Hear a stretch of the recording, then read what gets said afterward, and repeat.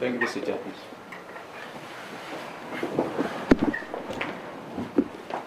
Good morning, colleagues, and thank you. We apologize for the glitch in technology and the delay. You are welcome to this special briefing by the Special Commissioner of KwaZulu-Natal, Lieutenant General Mkhwanazi. He is going to go through this briefing. We are going to get Q&A at the end, and that will be the end of our briefing. For today, we won't do one-on-ones. So your question must just come just after his briefing. It will be answered here. If you've got a special question, unfortunately, we will do it on that special day. Are we good to go, guys? Thank you, General. All right, thank you so much for availing yourself here on a Sunday morning. I hope you're all feeling good after the whole events that happened in Durban yesterday. You did not enjoy yourself too much, so you're still to focus today. Let me salute my fellow colleagues, the generals and the district commissioners that are assisting me in fighting crime in this province together with my deputies, both from the policing side as well as the investigation. I'm here this morning in order to speak to you about the policing issues that are happening in KZN as well as in the Republic of South Africa. So I'm presenting this briefing to the citizens of this province, and by extension, the inhabitants of the Republic of South Africa, specifically about the work of the political killings task team. It's been spoken about a lot, I'm sure you know that. Let me give a bit of a background about this political killings task team. In 2018, the President of the Republic, His Excellency President Ramaphosa, established the Interministerial Committee, which we refer to as IMC, which consists of the Ministers of Police, the Minister of State Security, the Minister of Defense, the Minister of Justice and Correctional Services and Correctional Development. These ministers were given a task by the President to ensure that they deal with matters of security nature that affect political leadership in this province. You will recall that the minister had visited the family of the late Musawenkosi Qashana Mkhunu in Plesisle in Pietermaritzburg in May 2018. It was then where this IMC was established by the President. So it is a committee of ministers, not a police-directed operation, but a committee that involves different departments. The IMC at the time met and listened to the investigation report that was presented, the so-called political task team that was established before them. And the observation, amongst others, was that the task team was working in silos. It was compromised, and that it did not have any investigation as well as a prosecutorial plan or strategy. As a result, there was a little or no progress in the investigation and prosecution of these cases. A decision was therefore taken by the IMC to establish a national integrated multidisciplinary task team, which consists of the South African Police Service, the National Prosecuting Authority, NPA, supported by both state security as well as correctional services, which commenced its work in July of 2018 to implement the now tried and tested analysis-led and prosecution-driven investigation strategy. As a result of the excellent performance, the political killings task team has been assigned in another presidential intervention project. I can name the few: the killing of the traditional leaders in the province of KwaZulu-Natal, as well as the murders that happened in the University of Fort Hare in the Eastern Cape. Since the establishment of this political killings task team in July 2018, The team has been investigating a total of 612 case dockets. These case dockets include murders, attempted murders, intimidation, conspiracy to commit murders, and other cases. A total of 436 suspects were arrested and charged.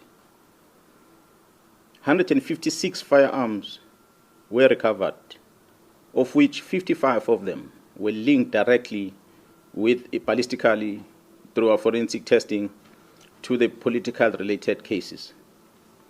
An additional 35 suspects who are members of the South African Police Service were arrested.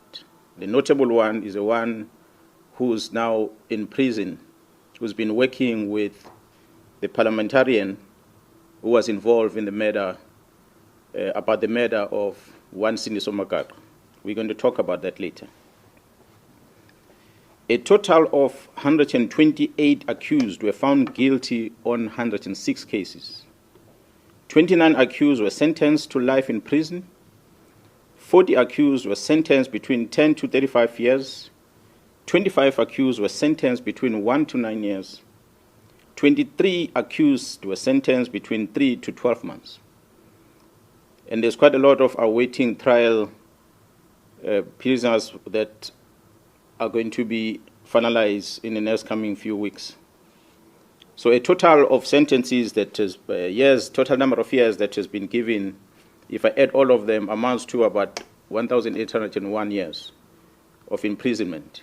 This is the work done by the team since 2018 to date that have led into the successful prosecution because of this integration working between the SAPS and the prosecution.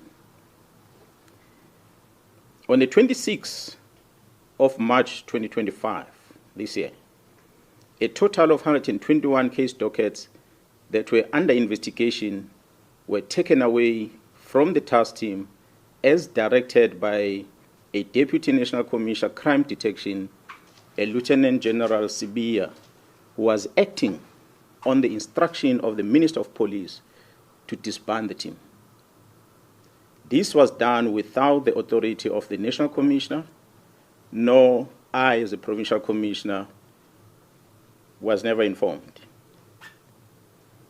These case dockets have since March been sitting at the head office ever since, without any investigation work done on them. 5 of these dockets had already instruction to arrest perpetrators, but nothing has been done because a Lieutenant General Sibiya, being instructed by the minister, or well, executing instruction of the minister, withdrew all these dockets and they're sitting in archive in his office in Pretoria. God knows why. Therefore, only a total of 112 dockets which are still in court, of which 54 of them are political related and others will include parallel ad hoc, as well as the dockets that are involving the incident at Fort Hare University, and 5 of them are traditional leadership, are still with the team at this present moment. In the year 2024, a request was received from Gauteng Organized Crime Investigating Unit to assist with the investigation to dismantle the organized crime syndicate that was operating in Gauteng, that was controlled in Gauteng but operating in the rest of the country and in neighboring countries. I, as a Provincial Commissioner, took a decision to deploy 10 members from this political killings task team to go and support this organized crime unit in Gauteng. I can tell South Africans that this decision was a cause for the disbandment letter of this team because they overstepped their mandate of only focusing in KZN. They went to support Gauteng organized crime unit with the dismantling of a criminal syndicate. And I can confirm before the South Africans today that the investigation which these members were involved with in Gauteng has unmasked the syndicate. And this syndicate involves, amongst others, politicians who are currently serving in Parliament. The law enforcement officers include the members of the South African Police Service, the Metro Police, and correctional services. They include prosecutors in Gauteng province, the judiciary, and all these are controlled by the drug cartel as well as business people in that province of Gauteng. This act, of course, undermines the criminal justice system in this country. Mr. Brown Mkhwanazi sends a WhatsApp message to myself, Lieutenant General Mkhwanazi, regarding the allegation on the defeating the ends of justice matters which were widely publicized, which involves an incident that happened at the correctional service at Mpangeni in KwaZulu-Natal. Mr. Brown sends this message in September last year, long before the news came out in public about the incident that happened at Mpangeni. He sends this message. In this message that he sends to the Provincial Commissioner, he attaches a police letter and he attaches a copy of the occurrence book, a register that is used at the police station that's supposed to only be accessed by police officers. But Mr. Brown, who's not a police officer, attaches those in his message and he sends it to the Provincial Commission. His word says there is a plot to charge you. Mr. Brown Mkhwanazi also sends a screenshot of a presentation that was made on the 30th of September 2024, a presentation that was titled 2024-2025 Division Crime Intelligence Policies. He sends this to myself, Lieutenant General Mkhwanazi, as a Provincial Commissioner in KwaZulu-Natal. Surely this must have been a classified information where crime intelligence are presenting their policies. But this man has access to that, and he's not a policeman. When asked to share the copy of this presentation through that WhatsApp communication, he responded by saying, General Khan will brief you next week. There's only one General Khan in the South African Police Service, so is one Lieutenant General Sibiya in the South African Police Service. I've never heard of any other lieutenant generals in any other way in the security cluster in the country with the very same names. So I assume these are the colleagues that I know very well. He further wrote on the very same WhatsApp message. He said that, I quote, the minister is briefed. He has just arrived in Lusikisiki, end quote. You will recall, colleagues, that we had an incident in Lusikisiki, a mass murder that happened there. And the Minister of Police had gone visiting the families and that crime scene. So after this communication, the Provincial Commissioner called the Chief of Staff, Mr. Nkabinde, the Chief of Staff of the Minister of Police, and asked the Chief of Staff, who is this Brown Mkhwanazi? This Brown Mkhwanazi seems to be traveling with the Minister to Lusikisiki. Who is he? Because I've never heard of him. The response from the Chief of Staff was that Mr. Brown Mkhwanazi is an associate of the Minister, but is not employed in a department. That's when I got a confirmation about Mr. Brown Mkhwanazi. And I asked the Chief of Staff to send the phone number of this Brown Mkhwanazi, of which he did. It is that number that made me to confirm that indeed the person who's sending me WhatsApp messages is the same person that is called Brown Mkhwanazi and is from Northwest. On the 5th of March 2025, the South African Police appeared before the Portfolio Committee in Parliament. A presentation was made to this Portfolio Committee by the Provincial Commission of KwaZulu-Natal, which included the allegations of an associate of the Minister of Police, Mr. Brown Mkhwanazi. The Minister denied on record. Go and Google a visual presentation to the Portfolio Committee on the 5th of March this year, towards the end of that briefing, where the Minister of Police responded and he said he does not know this Mr. Brown Mkhwanazi. He said that in Parliament. However, the Minister confirmed that he knows this Mr. Brown Mkhwanazi during a telephone conversation that he had, which was posted on X under the handler at Load Care. This was on the 30th of March, where he confirmed that this was his comrade from Northwest. The conversation between the minister and that lady is available. You can go on X and find it on the 30th. If it has been removed from that account, as we finish this briefing, I'll share that with you. The evidence has been found in the cell phone of Mr. Vusimus, also known as Cat Nhlanhla, which shows the communication between Mr. Brown Mkhwanazi and the Minister of Police, Mr. Mkhwanazi. As I said, this was the beginning of the closure of the political task team. I've tried to outline some sequence of events. I had said the team left for Gauteng to go and assist organized crime in Gauteng. There was a shooting incident that had occurred in April 2024, where Mr. Swart, a QTech employee, was fatally shot while entering the company premises. QTech has been a long-standing service provider to Transnet. Shortly after the incident, 3 suspects, including a warrant officer, a South African Police Service warrant officer, a detective Tau Pule, were arrested in Johannesburg. During the arrest, weapons that were used in this matter, which was an AK-47 and a pistol, along with cell phones, were confiscated. I must applaud the team in Gauteng who had effected this arrest before the arrival of the team in KZN.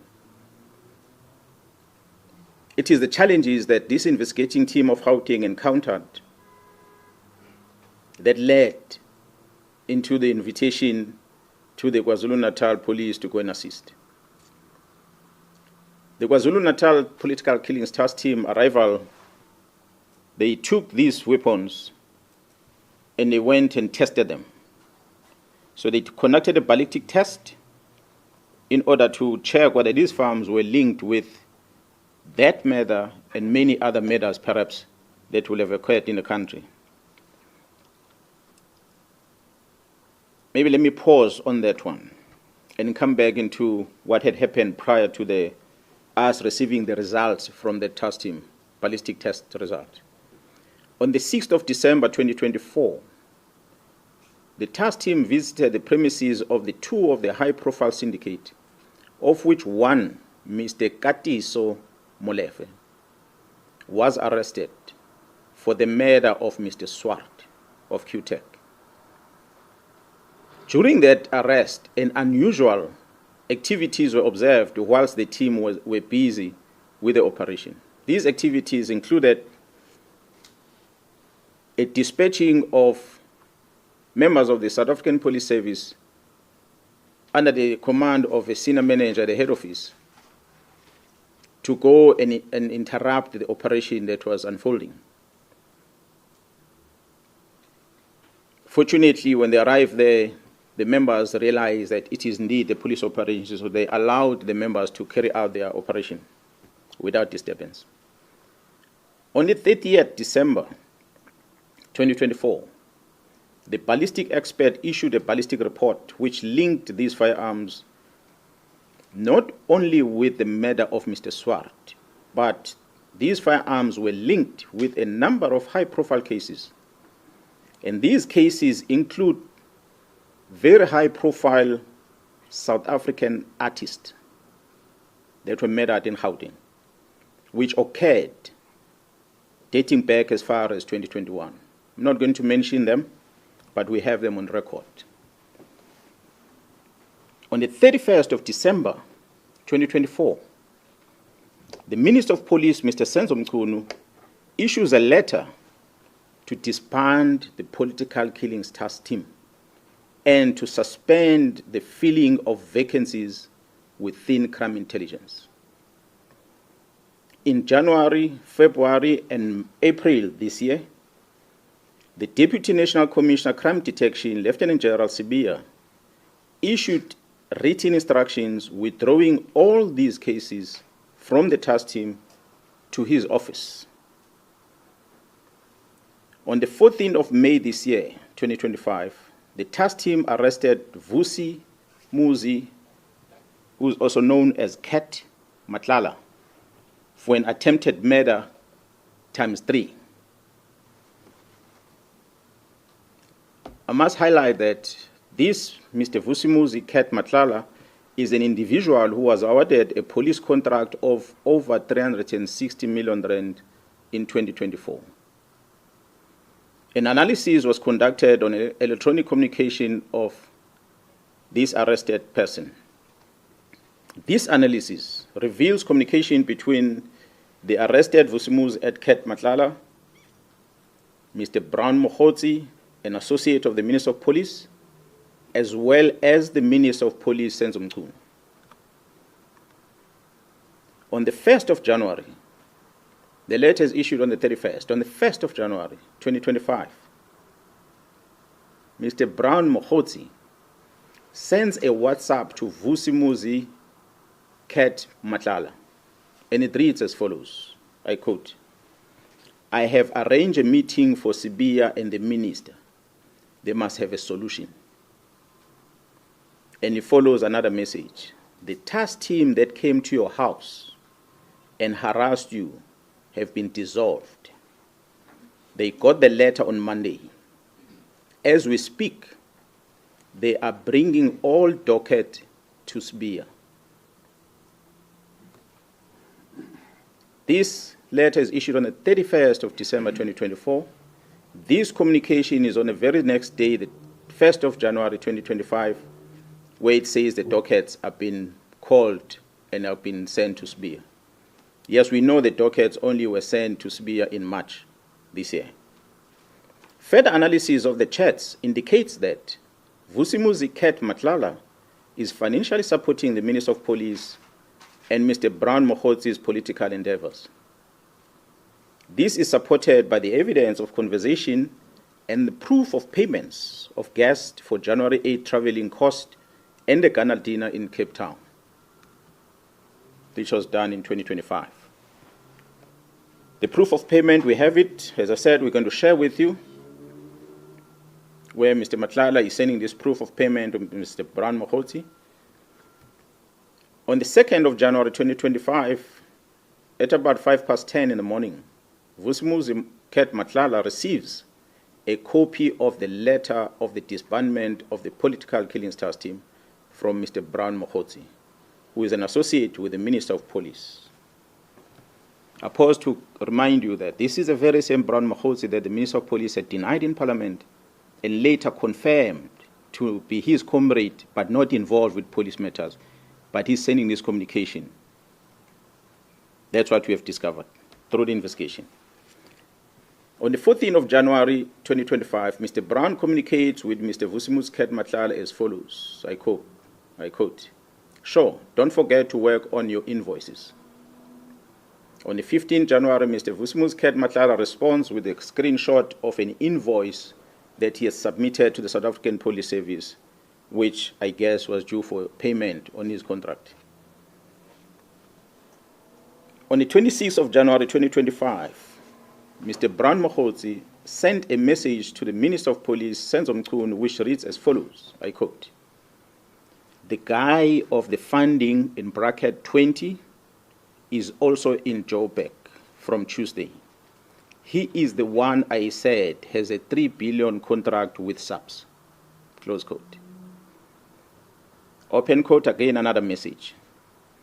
"I am also meeting with the DNC and the COS today." Now, in the abbreviation, the DNC in the South African Police Service is referred to as the Deputy National Commissioner, and the COS will be, in this regard, the Chief of Staff. He says, "I'm also meeting with the DNC and Chief of Staff today in Durban for finalization of Khumalo and General Mkhwanazi's matter. Close quote. Another message reads, DNC is waiting for the Chief of Staff here.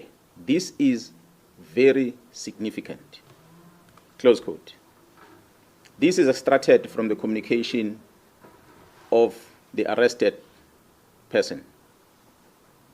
So we ask ourselves a question. Is there a theory of conspiracy targeting senior officers involving the Minister of Police in this country?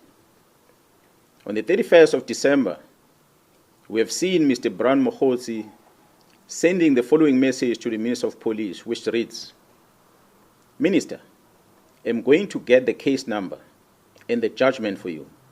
Now we got something proven by the court. It is a matter now which either Sibia or the minister can charge Khumalo and apply Rule 9 of the disciplinary regulations of the South African Police Service. It took the Constitutional Court to release a man who was sentenced to life imprisonment through a forced Section 204 confession. Imagine, Comrade Senzo, after 30 years of democracy, having this kind of policing. The good thing now is that these are not allegations, but a court judgment. This is extracted from a conversation that Mr. Brian Mkhwanazi is sending to the Minister of Police. On the 13th of May this year, the contract of Syndicate Nhlanhla was cancelled by the National Commissioner of the South African Police Service. On the 14th of May this year, Syndicate Nhlanhla sent a message to Brian Mkhwanazi, which reads, I quote, Morning, just to let you know that my contract was cancelled yesterday, and I see you've been ignoring me and promising me things that never happened. Luckily, took screenshots of every conversation just in case something like this might happen. I'm taking all this to media and some to court on Friday when I do the interdict. Close quote. On the 30th of May, 2025, the Investigative Directorate Against Corruption, which is referred to as IDEC, requests the exhibits from the cell phone of Syndicate Nhlanhla from the political killings task team, and they download the content of the cell phone. IDEC is a unit that was established to deal with corruptions in the country. We don't know what is it that we're investigating for them to come and ask for these cell phone downloads. On the 25th of May, on the 30th of May, I beg your pardon. On the 25th of June this year, the project coordinator of the political killings task team is arrested by IDEC. A dramatic arrest. A dramatic arrest. On the 26th of June 2025, the accused, Katiso KT Molefe, who was arrested by the very same task team, was granted bail. Guess that one went under the radar. The work of the organized crime in Gauteng, supported by the political killings task team, has indeed been compromised. The disbandment of the political killings task team was influenced by the sterling work that they performed in Gauteng to uncover the criminal syndicate, which involved some members of the criminal justice system operating in Gauteng province, and not because of what I presented earlier, which was the work they did in the province of KwaZulu-Natal. Their demise was as a result of them assisting Gauteng to uncover the criminal syndicate. Despite all these challenges, we acknowledge and appreciate the resilience of the members of the political killings task team. The political killings task team remains operational, albeit attempt to disrupt its work to protect and serve the inhabitants of the Republic, as enshrined in the Constitution under Section 205, subsection 3 of the Constitution of the Republic. The political killings task team remains operational. Therefore, we have embarked on a process of registering a criminal investigation in order to deal with this infiltration and control of the criminal justice system by the organized crime. We in KZN know that a member of crime intelligence or members of crime intelligence released classified documents and handed them over to a member of parliament. That includes vetting documents, as well as covert properties. We all know in the country that the Joint Standing Committee of Intelligence is the one that must supervise the operations of a secret fund account, not only for the South African Police Service, but all the intelligence agencies in the country.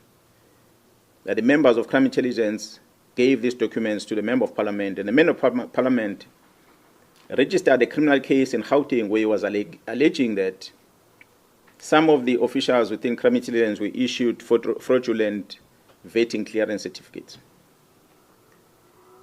After opening the case, he sends a communication to the Minister of Police. He asks the Minister of Police to take these dockets and assign them to someone else.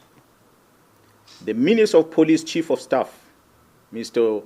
Nkabinde, wrote a letter to the head of the NPA, newly established unit, which is referred to as IDEC, Investigating Directorate Against Corruption, to investigate these cases. These are allegations of a manipulation of a vetting process, not a state capture, not corruption. But IDEC receives this communication from the Minister of Police to take these dockets, and IDEC does exactly that. They go and take these dockets and they investigate them.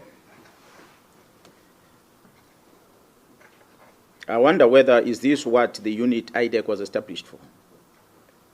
The Minister of Police invited and facilitated the peace talk between myself, the Provincial Commissioner of KwaZulu-Natal, and the Deputy National Commissioner, Lieutenant General Sibia, in his office, in his house, State House, official residence in Pretoria. The purpose of the invitation was to try and create peace between myself and the Deputy National Commissioner. It was unprecedented. I've never seen in my life. The National Commissioner was present, but he just kept quiet because it was not his meeting. The Minister of Police felt that he must make me and General Sibia to find peace. Surely, there can never be peace between a criminal and the police officer. As we speak, the South African Police Service, KwaZulu-Natal, still does not have a leader within crime intelligence because of the letter where the minister suspended the filling of vacancies at crime intelligence, which is dated the 31st of December. So to date, we don't have a command of crime intelligence in this province. We are trying to figure out on our own how to infiltrate syndicates because the minister decided these posts must not be filled. The crime intelligence at the national level has no commander as we speak.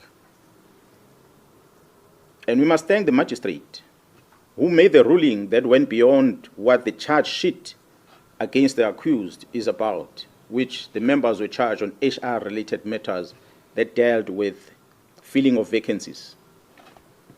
The magistrate directed that these members must never enter any premises of crime intelligence in the country. So which means all the work of crime intelligence had to come to a halt. Interesting for us is that another magistrate who then had the matter of the second accused on that case, who had remained in custody last week, did not issue the same condition. He understood that the judiciary cannot get involved in determining whether people must go back to work or not. It is an employer that must make the decision. But I must just indicate to the South Africans that Mr. Padayache, who appeared in court on the day when these police officers were arrested, whom the magistrate referred to as an investigating officer, is a former member of crime intelligence himself. He retired from the police and he went to join this new unit, IDEC. He is now referred to as a lead investigator with no qualification, no investigative experience at all. But he is a person whom the magistrate directs that if anything is wanted at crime intelligence, must go via him. So he gives him a carte blanche to access anything at crime intelligence on behalf of the members that are employed to work there. The vetting section within crime intelligence has more powers than any other units within that space, because they can scrutinize everything about the applicant who's applying for security clearance. And they can manipulate that security clearance process for their own benefit. So I stand here understanding, as leading this province of KwaZulu-Natal, that fighting organized crime remains a priority as directed by government. The National Commissioner remains my commander and the commander of all of us as we wear this uniform. And we must protect this badge and the police commissioner. I call on all men and women in law enforcement, the South African Police Service and Metro Police to stand up and protect our people. Yes, sometimes law can stand on the way to achieve justice. We must choose justice. Thank you so much for listening to me.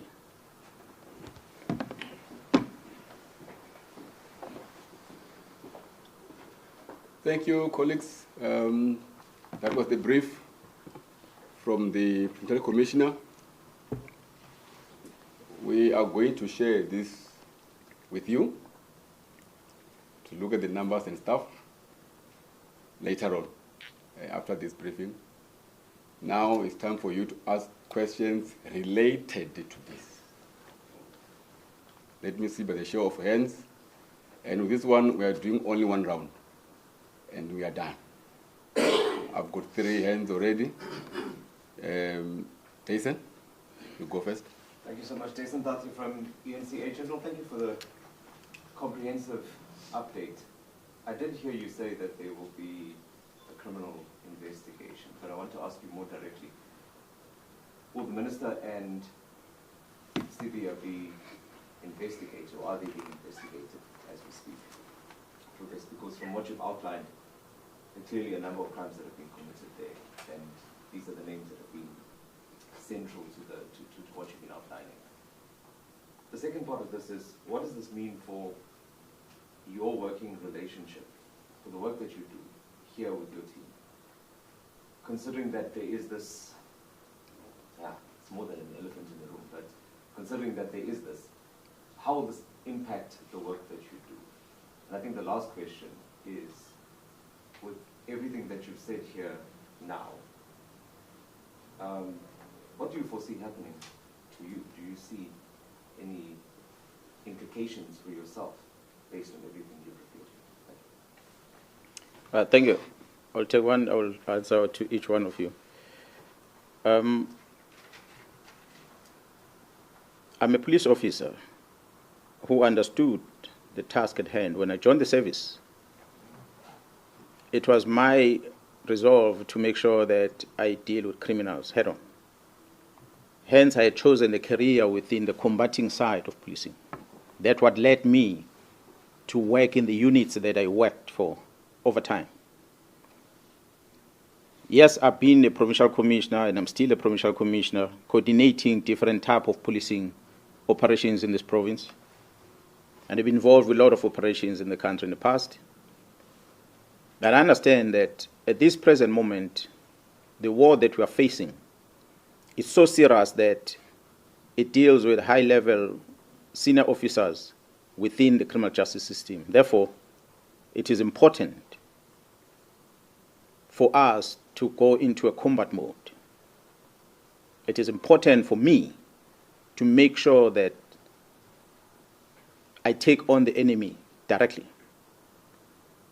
So when you see me and you see this management and you understand that we have hard-working men and women, not only in KZN, but across the board in the country, who doesn't like crime, who doesn't like these criminals. I, fortunately, am a citizen in this country. My families are spread across different provinces. So it is my duty and the fellow police officers to protect them. So I'm not going to surrender their freedom. I'm not going to surrender their safety to anyone. So I will die for this badge. I will die for them. So I will fight this fight until the end. Wherever the end is, we will fight. We're not going to stop. We've got family members, brothers and sisters, we've got children that are exposed to drugs. This drug cartel, which includes a group in Gauteng that's operating in Gauteng as their headquarters, are importing these drugs from abroad, South America in the main, through this port of Durban, amongst others, to Gauteng, and they process them in Gauteng, and from there they distribute this drug all over in the country as well as other countries. We've been involved with a lot of shooting incidents in KZN, especially at Nhlanhla. As we're engaging with these youngsters, we're doing analysis, and we're realizing, yes, they might be ill-disciplined kids, but their behavior is encouraged by the substance that they take. It gives them courage to kill, it gives them courage to rape, it gives them courage to murder. And if we take away this substance, they will become good citizens. They will become good kids. So therefore, we need to get rid of drugs. Now, we understand when we fight with the drug cartels that have controlled police generals, have controlled prosecution and judiciary, it's not going to be a small game. So unfortunately, some of us have to sacrifice. We've reached a stage where we are sacrificing for the good of the South Africans, for the children of South Africa, to be free from drugs. So I do hope that the authorities that have been briefed about this will take necessary action in dealing with it. As a police officer, I cannot turn a blind eye when I see a crime being committed. That's why I mentioned that. We are already working with the prosecution, working on case dockets for those that took a decision to stop the investigation. So we have to investigate to establish, because this new administration came into office last year. This IMC that was established by the president has been in existence before the new government. Ever since the new government took over, to date, there's never been a briefing given by myself, nor my management. I believe nothing done by the provincial, the project leader, which is Gerald Khumalo, who's now arrested. I cannot talk much about my boss, but us, as people who are running on the ground, we have never given a presentation to the Minister of Police about the work, the successes that I presented of this political killing task team in this province. So for a decision to disband it, we are 100% sure after evidence collected that is informed by the work that they were doing in Gauteng, which the work they did in Gauteng was affecting the people that are closer to the people that are closer to our executive authority. So our investigation is going to be that wide. We're going to uncover anyone had a role to play. There are people that refer to themselves as whistleblowers. The strategy that is being used is to make sure that they taint the image of a person in a public space. They talk bad about you in a public space. For a member of parliament to come and talk about the procurement of facilities of crime intelligence, which is a covert thing, which is something that should not be in a public space, is not been questioned by anyone. The person who's accused understands that he cannot speak in public about it because it's a covert thing. If he speaks public about it, he's going to be facing a criminal offense himself. Now they're exploiting that gap, that we know this person can't speak, so let's speak and make him look bad. He can only speak behind closed doors in parliament, but he can't speak to the public. Push the man until he reaches the end. And he's going to expose the issues of national security of this country, simply because there are people with evil intentions who are pushing him to get to that stage, using the state apparatus to execute the mandate. So we have to investigate in order to be able to remove the cancer. That's where we're going to go. I hope I answered all your questions. What the implications for you from this point? Yeah, what I said when I started, that I've decided to take this fight head on. So the least that can ever happen to me is to someone to come and attack me, or somebody to issue an instruction that Mkhwanazi must be fired from the police, or suspended, or arrested for that matter. What I know, what I like about KwaZulu-Natal, especially in South Africa at large, that we've got very dedicated people out there, from the law enforcement as well as private sector, especially the security companies, that we are running the streets with them on a daily basis, who understand that there's a rot in this organization, who understand these problems that you're talking about, and they're not going to sit back and allow this thing to continue. So I'm inviting all of them. I'm inviting the citizens to stand up and protect these men and women who are standing for the truth in this organization. They must protect them. Whether I'm there or not there, fight must go on. We must protect this country against crime. It's all what we can do. So whatever happens to me, happens. I'll take it, whatever happens, happens. If it's prison, it will be prison. It's already on communication planned by Mkhwanazi, the DNC, and the Chief of Staff, that they must deal with my matters. Whatever matters comes, they will come. But what we must not surrender is this country and our children to be controlled by drug syndicates. And that's what is currently happening. Yes, sir. Who's next? Next one. This was the last one. Clive. Yes, thanks, sir. My name is Nhlanhla from The Witness. My first question is really around clarity. You talk about evidence collected. Obviously, when you collect evidence, whatever evidence you get, it must be preceded by an investigation. I'm just trying to understand the nature of the investigation conducted, who authorized it. Which one? No, the evidence that you collected, that you have been citing. I think it means the Katiso Mulife arrest when those weapons were taken for ballistics. Is that what you're referring to? No, my understanding is that there is pieces of evidence that confirms kind of a conspiracy theory against you, and you are citing pieces of evidence. I'm just saying, did you do it yourself, the collecting of this evidence? Oh, okay. Yes. I've said, if maybe you didn't catch this thing, so when I was talking, you were typing. That's why I didn't get some of the things. No, I was touching much. The team of Gauteng Organized Crime Unit been investigating a murder case of Mr. Swart. And they came across problems. I'm not going to elaborate what the problems are, which made them realize that they need support from elsewhere outside Gauteng. Because there are some senior officers that are in close communication with their targets. Hence, they came to me, and I dispatched the team to go and assist them. In that investigation the team were doing in Gauteng, under the leadership of Jaro Khumalo, who's now arrested, uncovered a lot of things. It led to the arrest of one of the drug lords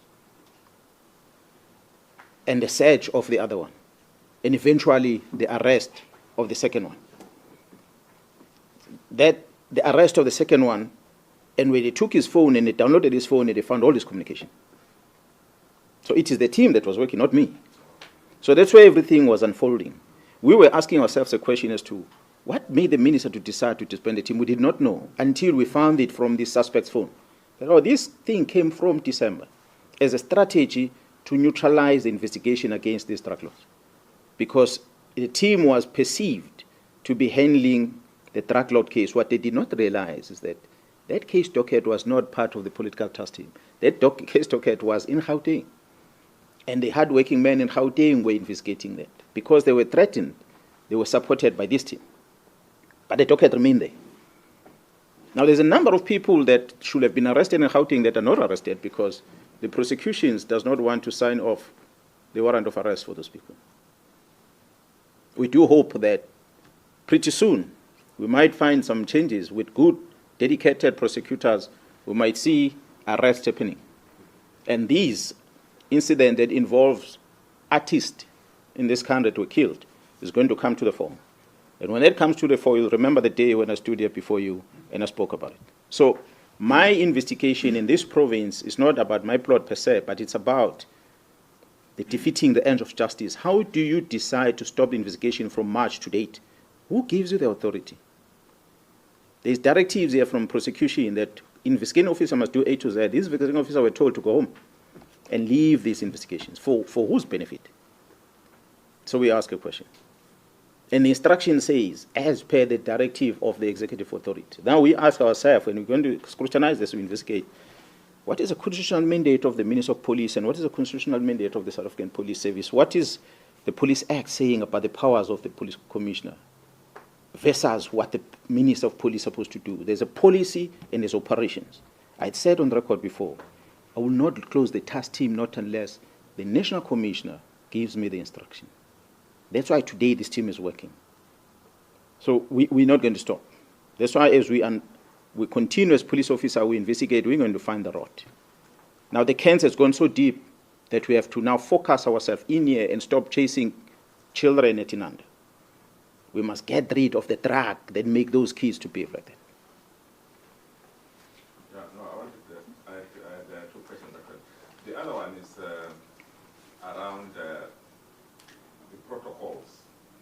We know in government there are strict protocols, particularly in the police, that stipulates that if you have a grievance like the one that you have in now, these are processes that you should follow. So I just wanted to find out whether did you escalate the matter maybe up to the president, and also before you came out of force in public now. And also I just want to check there are 11 district commissioners here. Are they in support of the stance that you have adopted? Thanks. Yeah, well, I think the latter part, here the district commissioners, maybe they can answer themselves if you directed questions to them, but they are here because they've been briefed about this, what we are doing. You correctly said we have got chain of command, and I've said before, the National Commissioner, Jarama Simola, is my commander, and nobody else. At the provincial office, at the province of KwaZulu-Natal, I account and report to the legislature and via the executive authority in the province, of which the Premier is the one that supports us. So I must communicate via the executive authority in the province, and I must communicate via the National Commission. And that's where it ends. So this information has been given to the National Commission. He knows about it. He's the one who then can dispose it further to wherever it needs to go. I had requested the portfolio committee chairperson to make sure that he invites me to attend the portfolio committee because I was not initially supposed to be part of it in March 2025. Hence, I spoke the things that I spoke before Parliament in the presence of the Minister of Police. That's where the Minister denied the knowledge of this gentleman, of which today we have evidence through that team, hardworking team in Gauteng, had picked up. That's why I want to emphasize that this whole cracking of or investigation of the syndicate was not started by the KZN police, it was started by the Gauteng members. But because they came under difficulty, they called for support. So we went there to support our colleagues. I salute those members because they don't sleep at home. Some of them have not been at home for a year because they are wanted. These are Gauteng members, it's not here. Yes, we talk about crime being coordinated in Gauteng province, but there are members in Gauteng, both SAPS, prosecution and judiciary, who are against what is happening. But because these syndicates are able to control those in power, it makes the investigation not to continue in Gauteng. That is our problem. Unfortunately, the operations of the justice system, we cannot take a case that incident happened in Gauteng and investigate it in KZN. It has to be done there. Decision to prosecute must happen there. The judiciary that preside over it must happen in the same place. So if those people responsible are controlled by the syndicate, then the case is going to fall flat. Yes, no Africa, no. PC, I just wanted clarification on whether, because you're saying that the national commander is who you report to, did he give you the go-ahead to continue with the political task team? Because you're telling us that the work continued. Did you get the go-ahead from him to continue with it, even though there was a decision that was based on the fact? And then I just wanted clarity on when you mentioned the arrest of the murder of Swart, you mentioned that the weapons that were found there, the ballistics, when they came back, they were linking to several crimes, including, you said, artists, music artists. Did you mean Johannesburg and Durban, or did you say, were you saying it as a general statement? Maybe the second question, the firearms were linked with the murders of artists in the main. Those artists were killed in Gauteng, which dates back to 2021. I'm not saying which type of artist, but the South African prominent artists that were murderers, their case has not been resolved to date. At least in KZN, we've made an arrest that is known in public about the murder of AKA and his friend. But in Gauteng, we haven't had much. We now know there is firearms linked with murders of some of those artists. So, but the decision must now be taken that these people must be prosecuted because they are now known. Who are the suspects that are involved? The first part of your question, I'm not sure if I remember very well now everything that you've asked on it. With regard to the political task team. The minister issues a letter on the 31st. The National Commission is on leave. National Commission comes back from leave. He's concerned about this directive of the minister because it's got criminal in it. That you don't stop a criminal investigation. Even the National Commission himself can't tell a constable to stop an investigation. So who is then the minister can say that? And the Deputy National Commissioner will then issue these directives. The National Commissioner signs a letter, a call-up instruction, to continue deploying this task team to work. He authorized it in black and white, and he even put budget on it. So the team has been working ever since under the authority of the National Commission. The National Commission has never disbanded the team. That's why I said he never issued instruction of withdrawing of case dockets. Hence the investigation, because we now have to establish who then does this. So surely if the National Commission doesn't toe the line, he must go himself, most likely. Wonder why we had some things on the news last weekend. Because then if he goes, they take over and everything can be controlled. Last one. Okay, SABC. Both of you. Okay. There is, yes. Sir, yes. Just for clarity's sake, we have the case that's looking into the drug syndicate in Gauteng. You also talk about looking into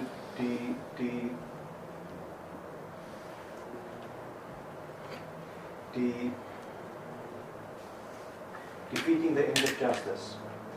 Now, when we talk about that, where was the case registered? Which unit is carrying that docket? I said we are busy discussing this with the prosecution. We are putting this evidence together. We have not registered a case yet because we still needed to get some clarity from people who are part of this investigation, who have issued whether they issued the instruction, where does the instruction come from, and so forth. We understand this to be a task of the interministerial committee. Then we'll expect the ministers of these departments to also assist us to tell us whether, as the committee, did they issue this instruction that authorize the disbandment of the team, and so forth. So once we compile all those things and then the prosecutors are happy with it, then we'll register the docket, then we can be able to take it to court and be able to hear what could have been the reasons behind. Nimpo, last one. Nhlanhla from SABC. Just a couple of questions, PC.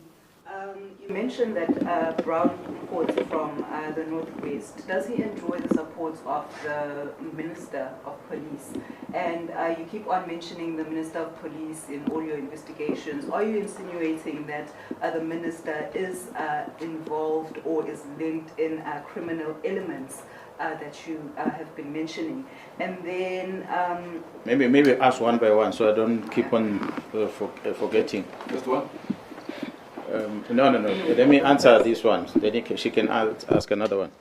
The Minister of Police, through the communication that we received, first he writes a letter, he disbands the team. In the same letter, he stops the filling of vacancies. We are 7 months down the line without a command of crime intelligence. We don't know the reason. We've asked the National Commission to explain to us why is this. He says the minister gave the instruction. So we don't know what is the intention. And we, in Parliament, even say that we don't know what informs the minister to say disband the team, because the team's work speaks for itself, is there. I mean, on frequent basis, the previous ministers were briefing the nation about what the team is doing. This new current administration has not done that. Now suddenly we see the letter that says the team is disbanded. We don't know the reason. Fortunately for the investigation happening in Gauteng under the leadership of the project manager, which is Jaro Kumalo, and evidence is retrieved from one of the criminal syndicates, which makes it clear that there's a communication between the minister and these people. The very same minister goes on record on a teleconversation he's having with someone else, where he says, I know this is my comrade. Whereas he has said in Parliament he does not know the person. We see on the records communication of this Brown Mkhwanazi together with an accused. The communication that involves police things amongst them is to deal with Mkhwanazi and Khumalo. Amongst them is to expeditiously applying disciplinary regulations of the South African police deal with Mkhwanazi. That's why there's a call in public from a person that I will not necessarily mention his name, that the National Commission must bypass the disciplinary regulations of the service, must simply suspend these people because they are arrested. Why is that call? It's a call that is putting more pressure to make sure that the crime intelligence is handing over to the criminal syndicates. That's what it's about. So the people make calls and they disregard that which is a rule in the organization. You commit a misconduct, produce a report as an arresting authority to the executive authority or to the leader of that institution and say, this person was arrested for A to Z. And what comes after next is an internal investigation that must happen to establish whether do we keep this person in that environment or not. If we keep this person, will they not interfere with the investigation or not? But those powers are taken away from the National Commission who's supposed to do that by the court, by magistrate, who says you must not go there. So automatically it means the court have now taken the role of the National Commission dealing with the disciplinary matter by suspending people. The National Commission is confused. And now, what does this court mean? That's why to date, the National Commission has not appointed anyone. So which means a whole week has gone by, this country is suffering, there's no head of crime intelligence. Because court decided, not the court, maybe let me rephrase, one presiding officer decided that these people cannot go and work there. So that almost suspended the entire disciplinary regulations of the police, which is a concern. Not to say people did not commit misconduct. They would have been arrested if they committed misconduct. But allow the internal process to happen. But they are not doing that. They are on the media attacking. Another question. Now, PC, with all this work that you have been doing, arresting criminals and trying to dismantle this drug cartel or criminal syndicates, do you believe that all these investigations against you, they were purposefully targeting you so that you can be removed or eliminated from these investigations? And do you believe that your safety is in jeopardy after this revelation? Yeah, well, the safety of South Africans is in jeopardy. At least Mkhwanazi still has a firearm. He still has a men and women that he works with. He can still somehow protect himself. There are men and women out there that are vulnerable. They've got no one to protect. So we can't be worried about our own safety. We must worry about the safety of the citizens. So ours is to go out there and lay our life to protect them. That is my only concern right now, not about my safety. You know, everyone shall die. The time will come. If it comes, it comes. But if an enemy comes to you, attack the enemy. Don't allow the enemy to take advantage. You can't just lie with your arms in your hands like that. You have to fight. So that's what we are doing now in KZN, and we shall fight. And this fight is very big. So it needs people who are committed. People who are not worried. No, they're going to chase you. They're going to arrest you. Get out of that prison and fight. They're going to suspend. They're going to dismiss you. They can get you out of the police. When you're out of the police, join men and women in the private sector that are dedicated in dealing with this criminality and fight from outside. That's why we're calling on them to also join us to fight. That is not going to stop. So I'm not worried about my safety in as far as these investigations are concerned. I said we must ask one question at a time. What is the other one that was prefacing? Thank you so much, because you forgot as well. Thank you, General. Thank you, district commissioners. Thank you, the media, for availing yourselves. Like we promised, we are going to send this presentation in a short while. You'll get it on the group. This is the end of the briefing. Thank you so much.